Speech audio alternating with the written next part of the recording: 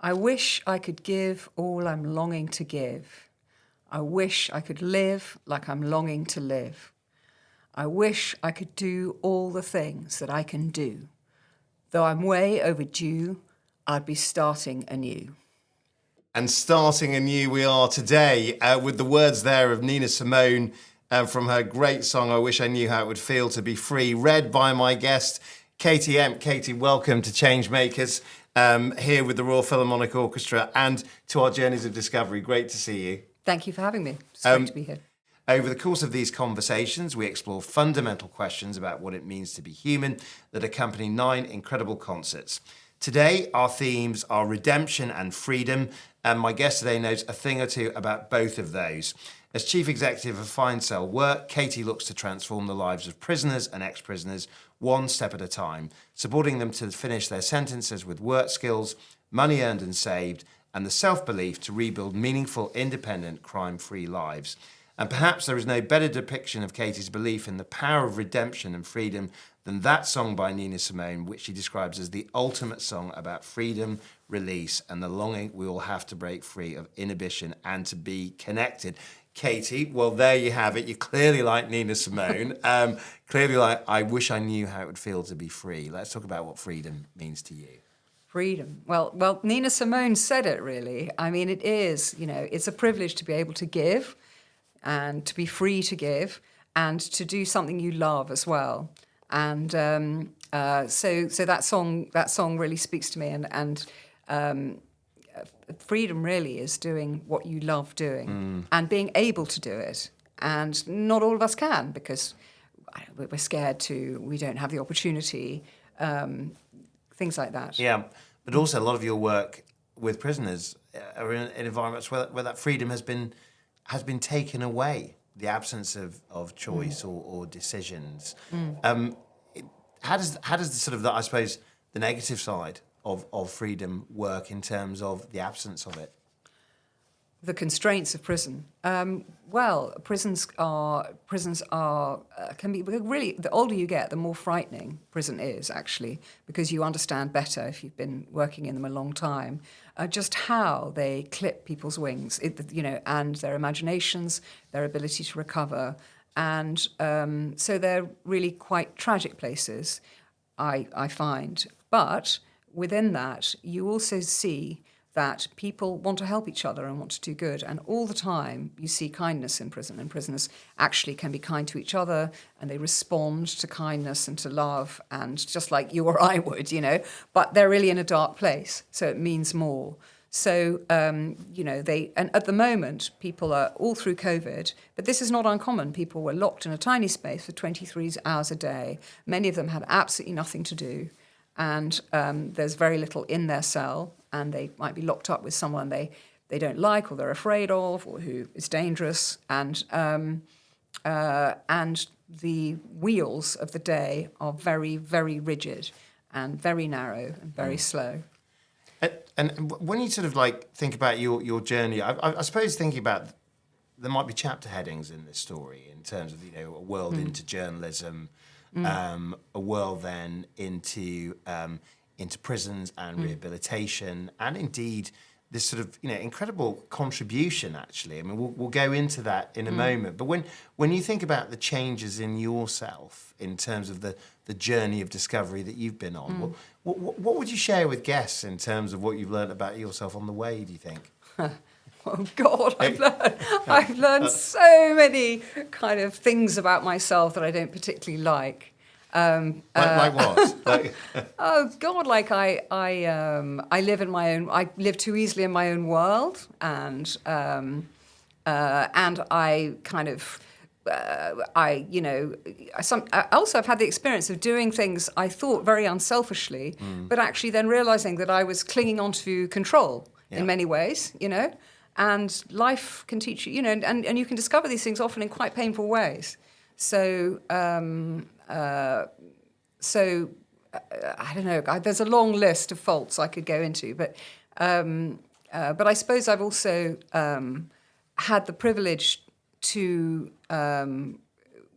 find out that I can communicate, and it is a joy to communicate with people in prison who are in a dark place and have them communicate back at you. And it's very often it's quite free, funnily enough, much more than in the regular world. Yeah. Because there's this kind of direct communication.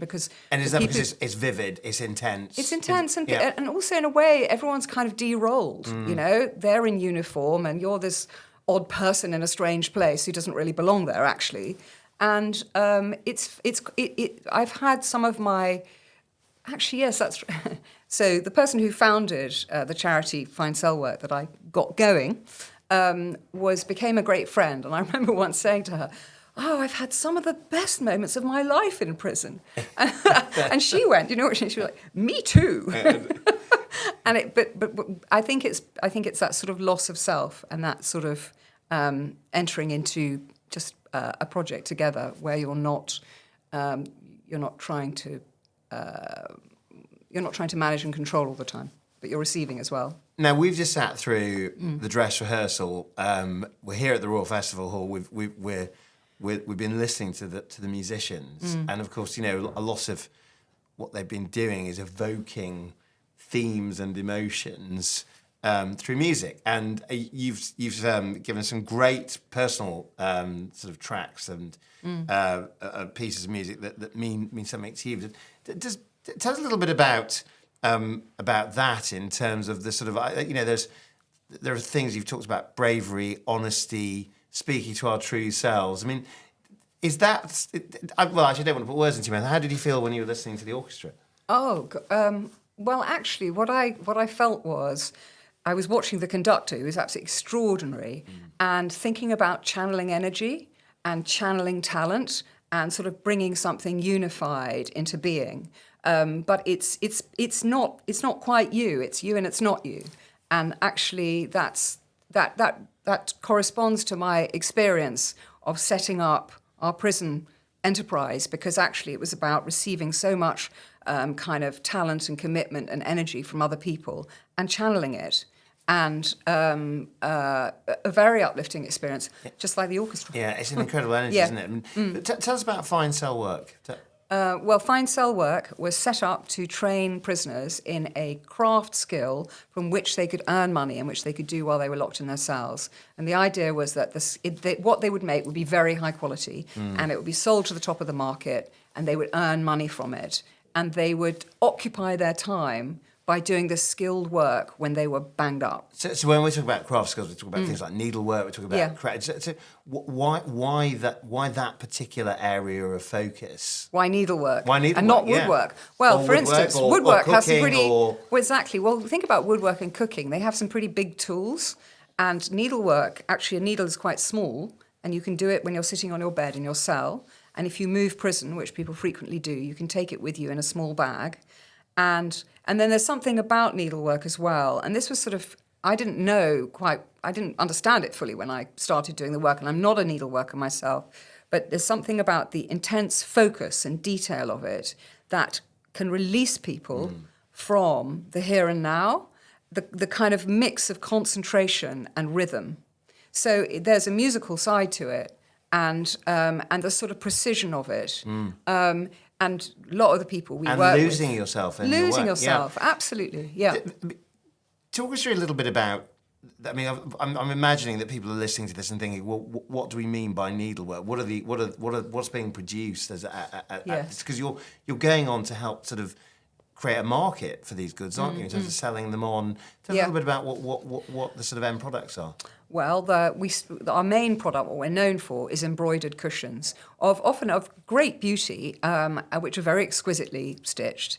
But we make lavender bags, and we make bags, and we've embroidered shoes and tablecloths and curtains and bed quilts. And I used to say, we'll sew anything for money. And that's about it, really. And we've done wool, we've done a quilt, we've done a wall hanging for the V&A, and we've exhibited embroidered artworks in Sotheby's that have been made in collaboration with really amazing artists like Cornelia Parker and Ai Weiwei. And so I guess the discovery, has been just what's possible in prison, and to achieve, and that they play to the lowest. And I want to go back Yeah. actually to some of the more pioneering times, because when you meet people that have been doing things successfully, is that it often feels like you've jumped from gilded height to gilded height in terms of the success of the venture. Yeah. But you mentioned the founder, Lady Anne Tree. Obviously, there were early days, experimental days, which presumably you also experienced in terms of, well, actually, how do we make a difference? How do we make a contribution in a very tough area, actually? Yeah, no, well, early on, we had £2,000, no premises, no computer, and I was sort of doing it I was sort of just writing letters from my bedroom. So it was a real startup, and a slightly absurd sounding idea. I mean, that there was no infrastructure, and we were going to be getting prisoners to do embroidery and selling it to the top of the market. Can I ask why prisoners for you? What drew you to this as an area that you felt you could make a difference? Yeah, that's an interesting question.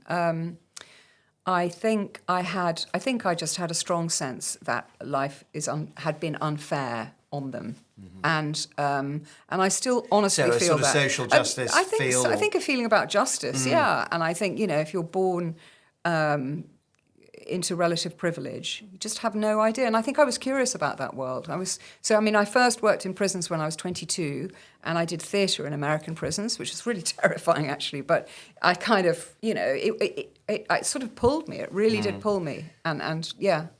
I remember visiting New Orleans. Angola prison is I don't know if you visited, it's one of the world's biggest, possibly the world's biggest prison. But the thing that I took away from certainly the conversations I had with the people that worked there was this feeling that people just lack hope, and that actually they lack purpose, and actually redemption is actually beyond that experience if you have no hope. I mean, we're obviously talking about your work here in the UK. I mean, is that essentially a something that is replicated, do you feel, in British prisons, or do you? Well, do you mean our work? Our work. I would say your experience of actually meeting prisoners and the state of mind and the conditions that people are living in. Well, the conditions people are living in are absolutely, desperate, and they've got worse since I've been doing it. I've been doing it for 25 years, and prisons have gone downhill. And people in prison, and to talk about lack of hope, I mean, a really high proportion of them started out with very little hope. And there's just an absolute ton of information now out there about the levels of abuse that people in prison experience in childhood, and the levels of, family dysfunction, parents in prison, violence, brain injuries, you name it, and learning difficulties, which often happen in connection with childhood trauma. And there's some amazing new statistics about, it's a sort of the latest thing, adverse child experiences, ACEs, and 91% of people in a young offenders institution had adverse child experiences, which could include a parent on drugs, alcohol, being beaten, being sexually abused, parent in prison, all sorts of things like that. And 90% of these young prisoners had ACEs, and compared with 10% of the general population. So, I mean, they're generally very injured people who then behave badly, which is not to say that they don't have to bear responsibility for what they do. I think we're talking about something different here, aren't we? Which is, I suppose, on the one level, this is an observation about the human condition in terms of people that are in prison. But you've written, I mean, very eloquently, I think, about prisons themselves as brutal places, which are the antithesis of creativity. And of course, you're then bringing in something which is a gentle, personal, creative art. And I'm sort of trying to understand that. How does that journey happen? Because presumably when you meet people, very much as you've just described, and you say, well, actually, I think I can help you through needlework. I'm wondering, how does that work, right? How do they respond? Indeed. So you would think it would just be a rejection out of hand. That's really stupid. That's girly. I can't do that. It's embarrassing, especially because we work mainly with men, and it's mainly men in prison. 97% of prisoners are men. But actually more what you encounter is, oh, I can't do that, and lack of confidence. Lack of confidence. Absolutely. Right. And also in prison, it's a strange freedom. Everyone's kind of out of place. They're not in their normal role, are they? They're in uniform. They're a prisoner. So in a funny sort of way, you can do weird things in prison and get away with it. Do you see what I mean? It's like, everyone is in a tight spot, and they do the needlework when they're behind the door, and so people don't necessarily need to see. But the way the charity grew was through the word of mouth of prisoners telling their mates that it was a good idea. Right. Absolutely, because they could earn money, and it distracted them from their misery. And so it had a really strong word of mouth thing. And a lot of them just need something to do. They need the money, and they're attracted to do something creative. Is there an emotional dimension to this? So you talked about the money and the time, but presumably, when you see the proceeds of what you've created, or you see the results of what you've created in terms of the cushions and so on, and that may be very beautiful objects. Yeah. What's the response you get? Do you think? Well, I think from the creator. I think from the creator, the incredible pride, and actually often when you're really miserable and you may be feeling suicidal and you're deeply depressed, and which is a very common story in prison, the urge just to get this thing finished can see you through that. And so it can have a really profound effect. And I've also had experience of early on of a prisoner who did something for an art gallery and who I thought didn't want to let it go because he loved it so much. So I want to go further into that, Katy, in terms of, I guess, what was there a tipping point that spoke to you about prisoners? Because, looking at your career, if you were to tell me that we were speaking to the literary editor of, the Times or whatever, then I would get it. But what gets you from being a literary editor to suddenly working in frontline prisons? Well, I think what drew me to prisons, and it was a very powerful attraction, was probably, and this I think have understood later in my life, was identifying with outsiders and being drawn to them, and I would say it's probably that. Right. And I think that there's something in you that my mother once said to me, "Was it the boarding school, darling?" I sort of didn't say, yeah, but maybe I went to boarding school at 7. So I think that there's something about institutionalization and it's something personal. It's some personal, But I suppose that's also conceptual, isn't it, in terms of how people are treated. But was there a personal moment? I mean, did you meet a prisoner? Was there was there a moment that I suppose you've given an answer from the head? What was the answer for the heart? Well, the answer from the heart actually was when I was 22. In 22, I was doing a play at the Edinburgh Fringe Festival, and I met a guy who ran a theatre company that worked in American prisons. And he said, "Would you like to come and see what we do and audition?" And I was absolutely riveted by him, and he was very sort of charismatic. And I went to see this play, and it absolutely terrified me. And I thought all the actors were ex-prisoners. I was very naive, and it was a very rough world, and it was rough, and it fascinated me, and it was something drew me to it. But it was the Geese Theatre. It was that encounter, and then I went and worked with them in America. And when I turned up later on, one of the actors said, "We never really thought you'd come." So, I mean, I was like, oh, they really want me to join this theatre company. And he was just chancing it, the director. So, do you remember the first time you visited the prison? Yeah, it was an American prison. And the gates are very frightening. Prisons are fearsome places, clanging gates, and you're afraid of the prisoners. I was going to ask, so you felt afraid? Sort of, yeah. You're taught to be afraid. And then, I did lots of workshops with prisoners and plays with prisoners, and I didn't find them frightening at all. Right. And actually... So what was the moment of, moving from fear to, I guess, confidence? Well, I don't think I was very confident doing prison theatre in my 20s, but the joy of it was just all that barrier and that fear dropping away and connecting with people, and the humanity of and the fun and the intelligence and the soul of a lot of the people you met inside. Was there a prisoner that you met where you confronted? Well, there was one prisoner who I learnt a huge amount from, and who helped me to understand why what we're doing with fine cell work and needlework in prisons is so important. That, you know, and he was able to articulate what happened inside when he sewed for 8 hours a day, and the sort of long, slow process of change that he underwent. And so I think he was definitely the one. And when I first met him, he was kind of scary looking, you know, and I got to know him over time. So this guy was in for a very violent offence, and he was, by his own admission, a drunken brute when he went to prison. He was kind of in his late 20s, and he had got in with his friends were really rough, and they were up to bad stuff, really quite bad stuff, and he ended up resorting to, he married young, had children, resorted to drink, and was never around for his family.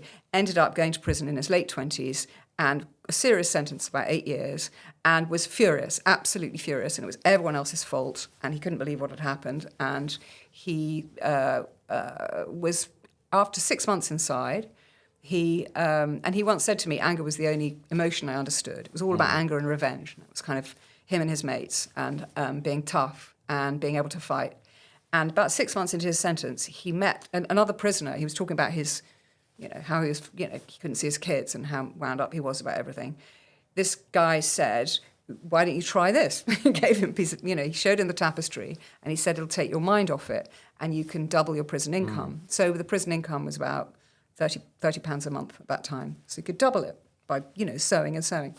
And he told me that he found it quite hard at the beginning, but he just carried on. And the reason he carried on was because it would give him money to keep in touch with his kids. And phone cards in prison are really, really expensive. And so he would just like keep sewing and keep thinking of that phone card. And he was sewing for about 8 hours a day. And for the first 6 months, he just sewed for 8 hours a day. And he also had a prison job. And he would just, every time he was in his cell, he would sew.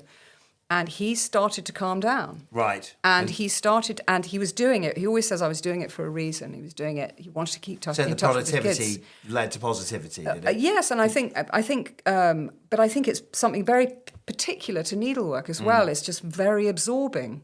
And so it sort of takes you out of your head in a certain way. And what happened was he started thinking a different way. And he's described the process to me in great, you know, very eloquently.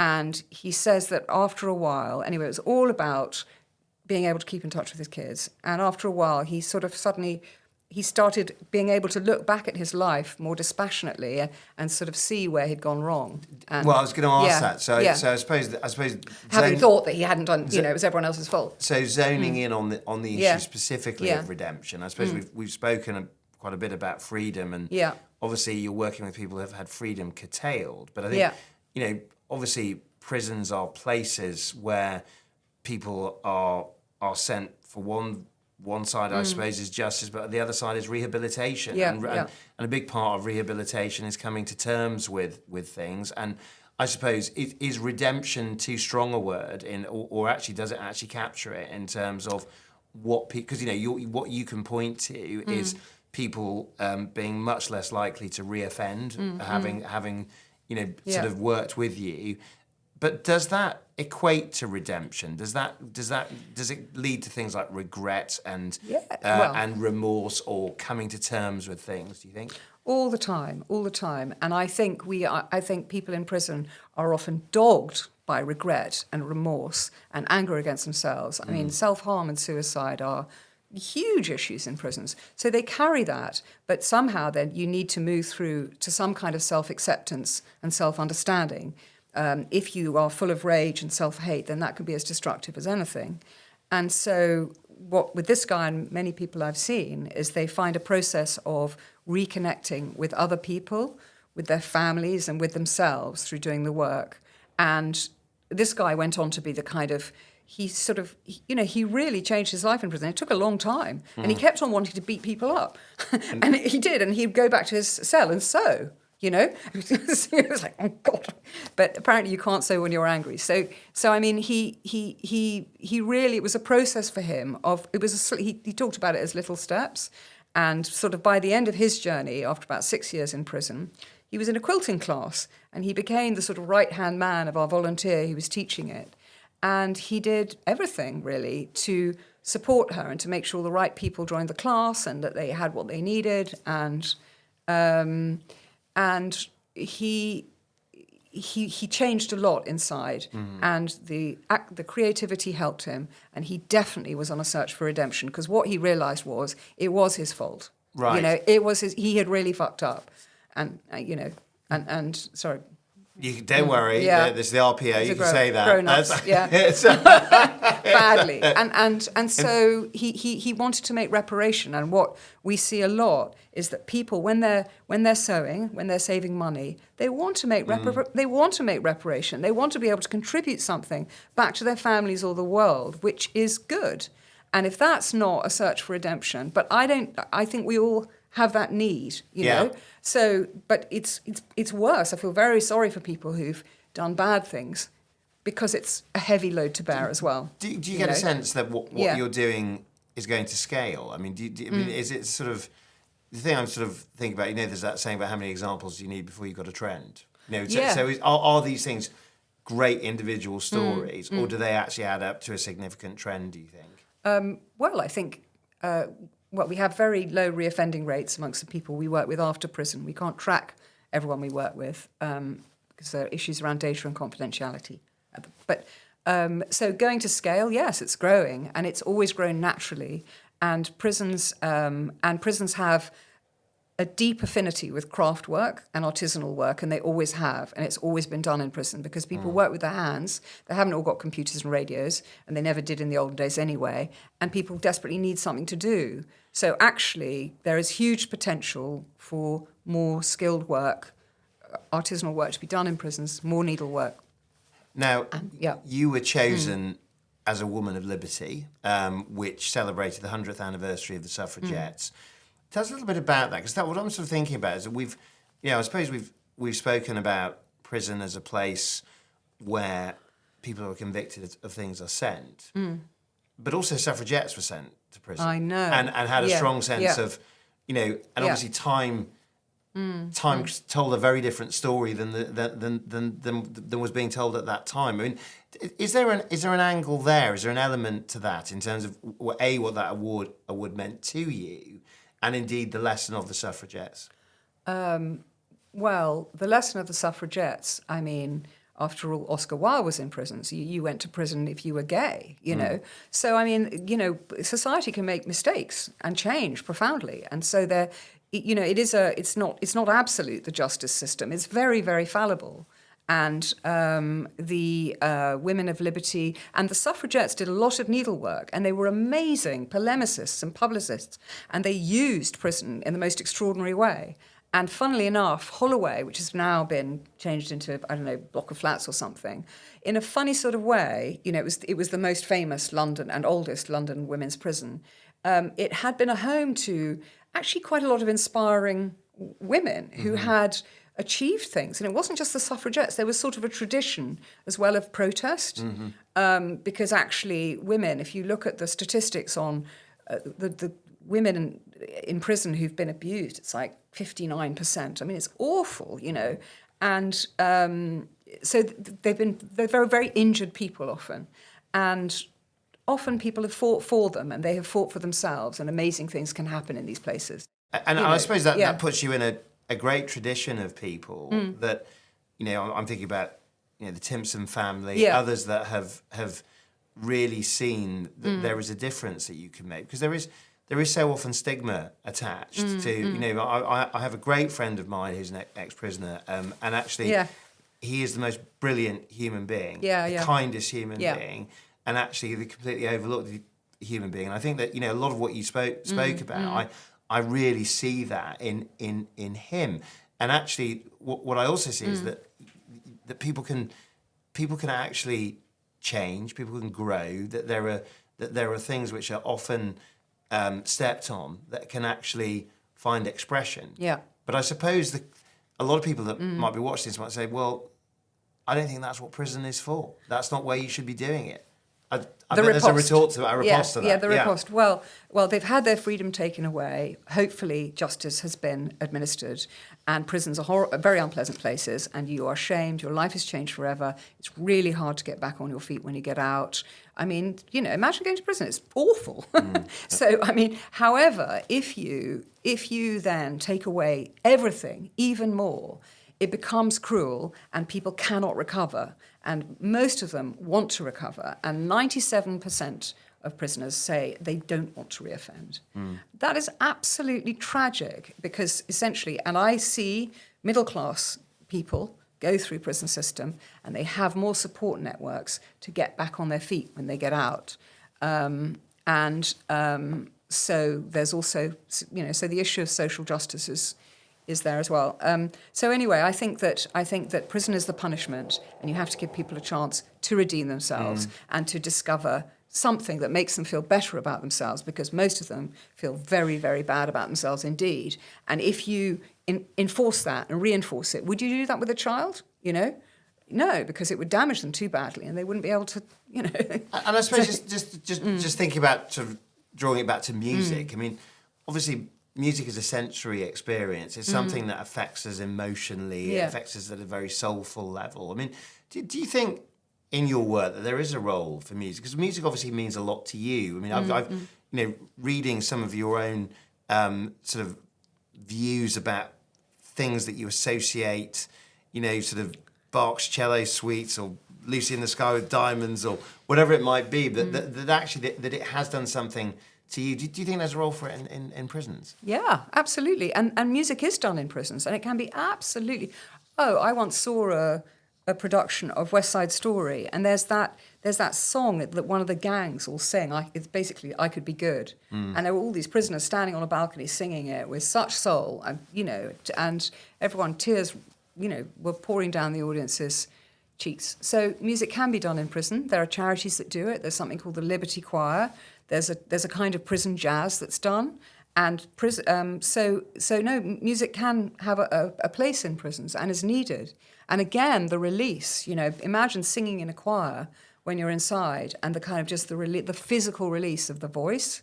Because when you see people inside, obviously they're all a bit hunched up. Yeah, it's a release. Right, but I'm thinking about that creative release, that emotional release. I mean, that you're in that sort of very much in that sort of area. But I was thinking also about something you said. I mean, you called out Bach's Cello Suite No. 1 in G major, and you said that towards the end it seems to rack and sway, and it makes me think of a sort of skyward movement, a flight towards something ineffable. Let's finish there with what that means to you, and I suppose also what's your personal flight? What are the things that you think about for the future that you're trying to achieve? Don't know if they're very ineffable, but I think that I do think that we're driven by longing for something always out of reach. I think that, and for the future, actually, I just would like to write some more, and I would like my daughter to have a happy life, which is really quite ineffable. So it's not very, very, very mundane, really. Very personal and very personal. Very true. Hoping to buy a house with a garden. Will that future always be about working with the rehabilitation of offenders? I think it's a very big part of me, and I think what I feel more, it doesn't go away, is I feel a sense of anger, really, at this sort of injustice of the world, and this is the area of injustice that I know about. And it was not to say that people who have committed crimes are not accountable. However, the system is pretty cruel, and you see, life's unfair. So I think it's a big part of me. And also, prisons can be very uplifting places to work. That's like that's the unexpected thing. And a lot of people find that. I'm not alone, And it's that connection you have with someone who's open and who you can, make a difference. Katy, Emck, thank you very much for joining me on Changemakers with the Royal Philharmonic Orchestra. Thank you.